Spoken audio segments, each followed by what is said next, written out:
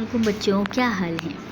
आज हम पढ़ेंगे स्टडी टुगेदर में उलुल अलबाब बच्चे। जी बच्चों, शुरू करते हैं। कायनात दुनियाएं अल्लाह ताला का बाग़ हैं और बच्चे इस बाग़ के फूल हैं। कायनाती बाग़ में हर शय अल्लाह की निशानी है। जो बच्चे अल्लाह की निशानियों पर गौर करते हैं वो उलुल अलबाब बन जाते हैं। होनहार बच्चों, अस्सलाम वालेकुम। आदमी ख़ुद को दूसरी मखलूक़ात से मुमताज़ और बेहतर समझता है, लेकिन हमने देखा कि हैवान वो काम करते हैं जो आदमी नहीं करता।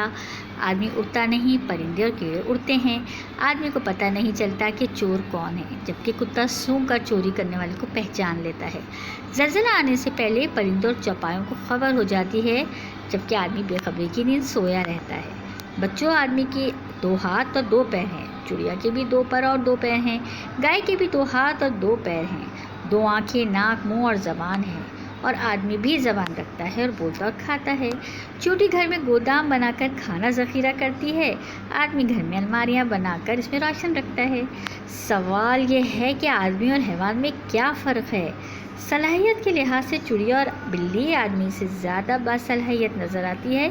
फिर किस तरह जानवरों से मुमताज़ है आदमी। बच्चों, चलें आप सोचें। और भाई, मैंने तो सोचा और मेरे उस्ताद मोहतरम ने मुझे जितना बताया है वो मैं आपको भी बताती हूँ कि देखिए, कुरान पाक आप लोगों ने पढ़ा है।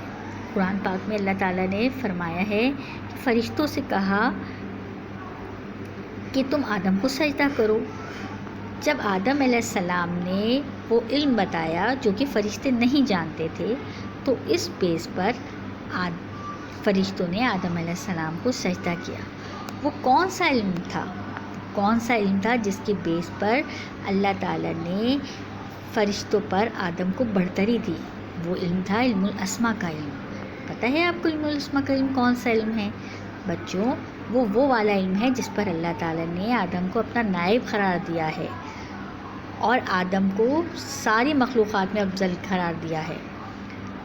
तो बच्चों, हम इसमें ये भी ढूंढेंगे कि वो इल्म किसके पास होता है, वो इल्म कहाँ से सीखा जाता है, जिसकी वजह से आदमी जो है वो इंसान बन जाता है।